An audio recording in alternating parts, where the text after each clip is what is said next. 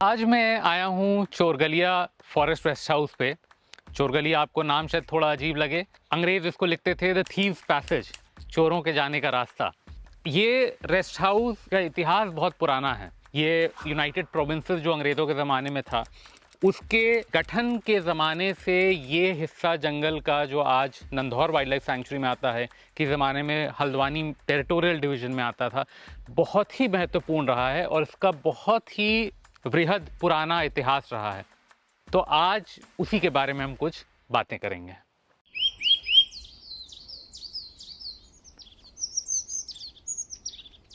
जो rest house आप मेरे पीछे देख रहे हैं, ये लगभग 150 साल का होने वाला है। इसका निर्माण 1876 में किया गया था।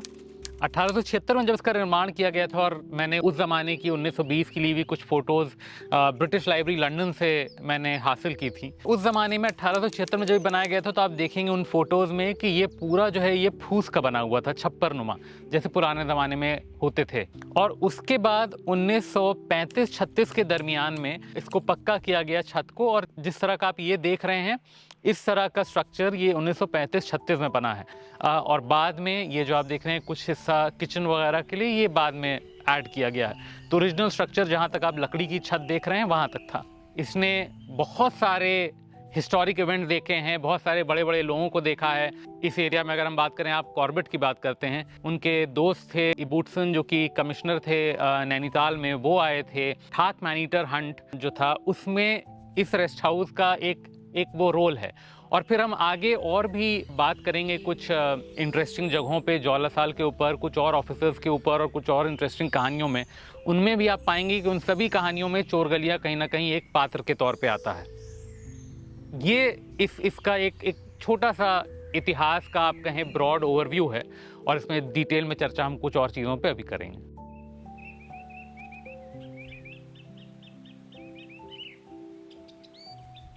मैं नंधौर पहली दफ़ा 2017 में आया था। तो जब मैं नंधौर आया तो पहली बार मैं पहली रात को यहाँ चोरगलिया पहुँचा। चोरगलिया का उस ज़माने में मुझे थोड़ा बहुत हिस्ट्री का पता था, लेकिन बहुत ज़्यादा नहीं पता था। बीते 7 सालों में मुझे और भी बहुत कुछ पता चला। यहाँ पे चोरगलिया पे आया तो मेरी आदत है कि सारे पुराने फॉरेस्ट रेस्ट हाउसेस में आपको पुराने फॉरेस्ट के रजिस्टर्स मिलेंगे। अब नहीं मिलते, लेकिन होते थे। ज़्यादातर जगहों पे वो ख़राब हो गए या चोरी हो गए, या जो हैं वो दीमक खा गई उनको।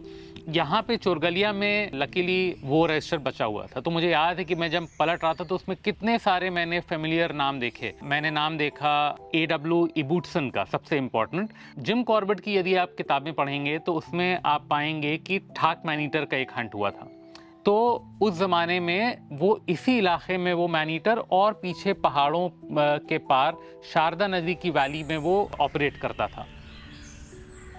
अगर आप पढ़ेंगे कॉर्बेट की किताब ठाक मैनीटर की, तो आप पाएंगे कि कॉर्बेट लिखते हैं कि मैं अपने दोस्त इबूटसन और उनकी वाइफ जीन इबूटसन, इनसे मैं चोरगलिया पे मिला।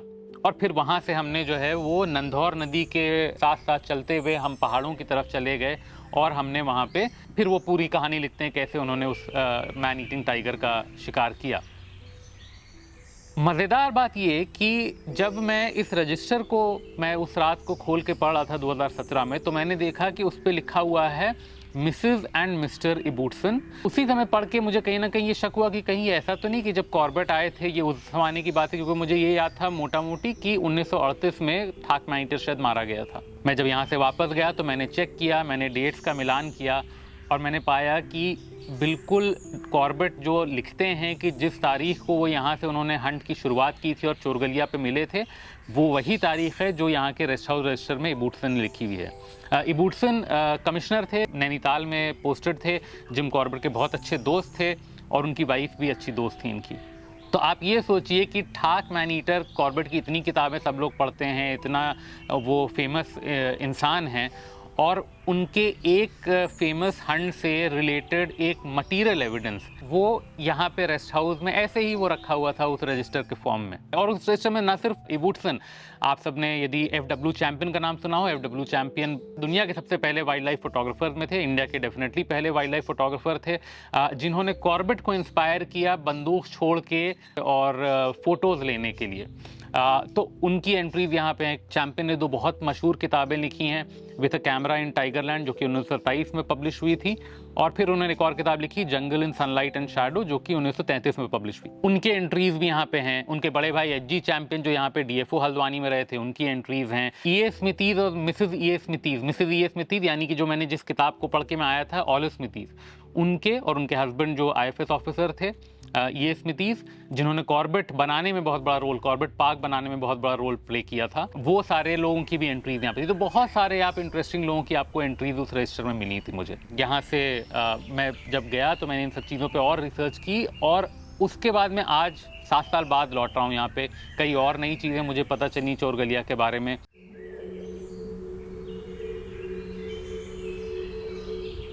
ये जो मेरे पीछे आप पेड़ देख रहे हैं, ये हमारे रेस्ट हाउस से 2 साल छोटा है।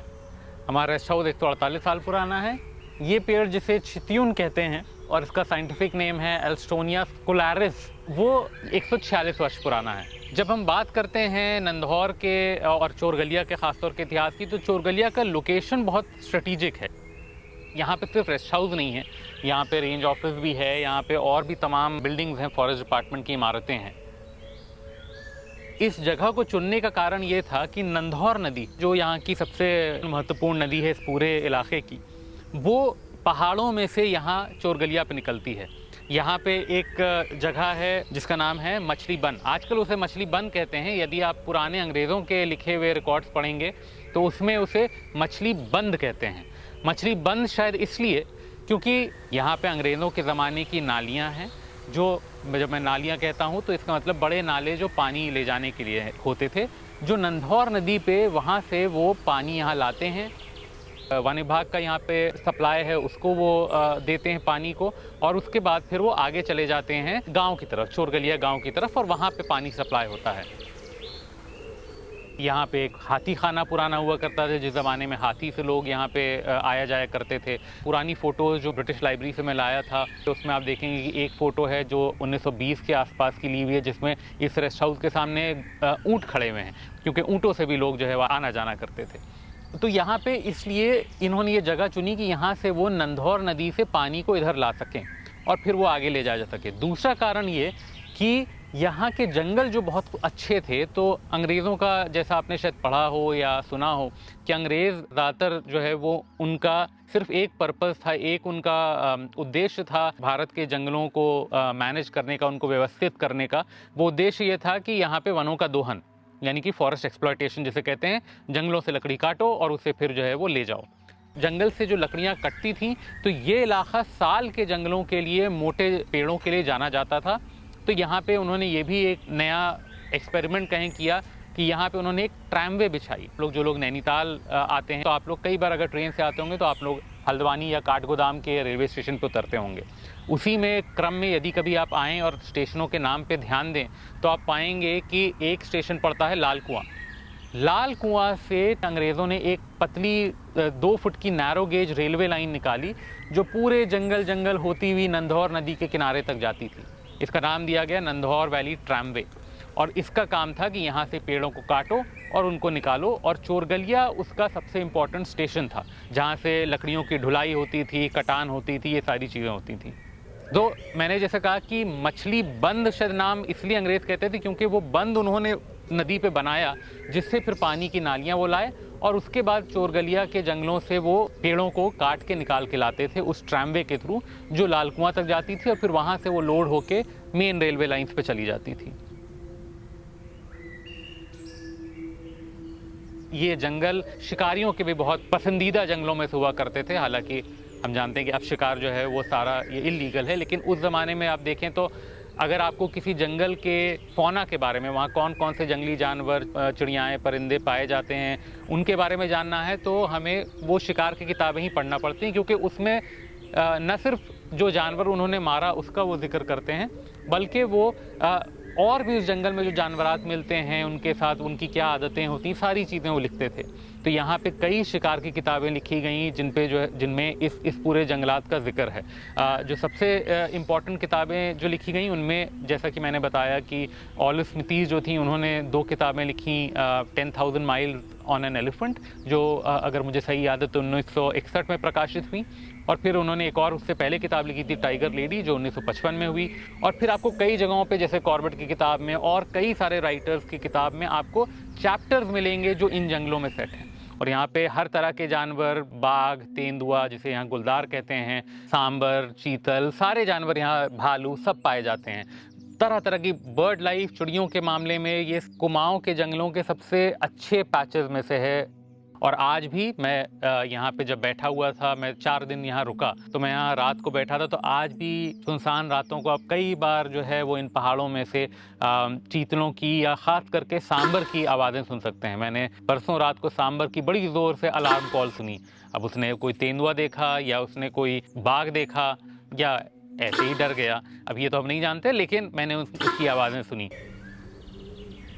ये सारा इलाका आज नंधौर वाइल्ड लाइफ सेंचुरी के अंतर्गत आता है।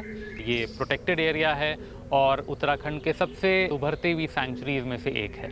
और चोर गलिया उसका आप एक तरह से कह सकते हैं कि नंधौर सेंचुरी की एक तरह से रूह जो है वो ये है। इस पूरे इलाके का इतिहास वनों के दृष्टिकोण से अगर देखें तो उसकी शुरुआत इस जगह से होती है।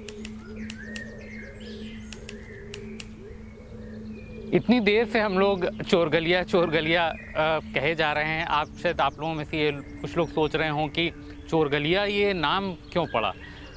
इसके बारे में कई सारी थ्योरीज हैं, लेकिन जो सबसे ज़्यादा कॉमन जो अंग्रेज़ों की लिखी हुई मिलती हैं वो इस एरिया को कहते थे कि चोर गलिया इज़ थीव्स पैसेज, यानी चोरों का गलियारा। अब चोरों का गलियारा क्यों? क्योंकि माना यह जाता था कि इन एरियाज़ में, इन जंगलों में किसी ज़माने में कई सारे डाकुओं के गिरोह ऑपरेट करते थे। आप सब ने हो सकता है एक नाम सुना हो सुल्ताना डाकू का, जो कि बहुत मशहूर थे इस एरिया के डाकू। कॉर्बेट ने भी उनका जिक्र किया है, उनके ऊपर पूरा एक चैप्टर लिखा है। ये मानते थे कि ये सुल्ताना डाकू और जो इस तरह गिरोह हैं वो पहाड़ों में जब शरण लेते थे तो वहाँ से फिर वो इधर समतल इलाकों में आने के लिए कुछ पर्टिकुलर जंगलों के इलाकों का इस्तेमाल करते थे मूव करने के लिए, और उसी में ये एक रास्ता था, तो इस जगह का नाम पड़ गया चोर गलिया। इस रेस्ट हाउस की मैं जितने दिन यहाँ पे रहा हूँ, कुछ बड़ी दिलचस्प खुसूसियात हैं, बहुत अच्छी बातें हैं इस रेस्ट हाउस की। आप यहाँ पाएंगे कि अगर कभी भी आप इस रेस्ट हाउस के बरामदे में बैठे हों, ख़ासतौर पे शाम के वक्त, दोपहर के वक्त, तो क्योंकि पहाड़ सामने है तो पहाड़ों से खूब ठंडी हवा जो है वो यहाँ पे आती है।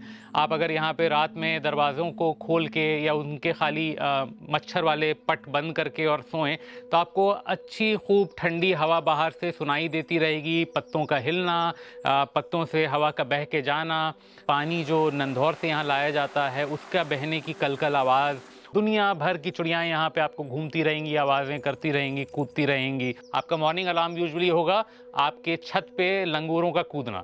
यहाँ से लंगूर जो हैं वो रोज़ सुबह सुबह आते हैं, टीन की एक छत कवरिंग लगाई गई पानी ताकि अंदर ना आए, और उस टीन पे बंदर कूदते हुए कभी इस बेल के पेड़ पे, कभी जो है वो उधर किसी पेड़ पे जाते हैं, और वो दिन भर बैठ के खाना अपना खाते रहते हैं, कुछ खाते हैं, कुछ फेंकते हैं। आप यहाँ बैठ के अपना काम कर सकते हैं और साथ में आप बंदरों की अटखेलियाँ देख सकते हैं। बहुत ही खूबसूरत माहौल है। और जो लोग चाहते हैं कि नहीं मुझे कुछ ज़रूरत हुई तो मैं कैसे कुछ सामान लाऊं, तो गांव भी पास में है, तो आप फिर वॉक करके गांव तक भी जा सकते हैं। वहाँ पे कुछ दुकानें वगैरह हैं जिस पे आपको सारा आपकी ज़रूरी सामान मिल जाएंगे। तो इस तरह से ये बहुत ही अच्छी जगह पे लोकेटेड है और मैं उम्मीद करता हूँ कि आप लोग ज़रूर आएंगे और देखेंगे इस जगह को। शुक्रिया।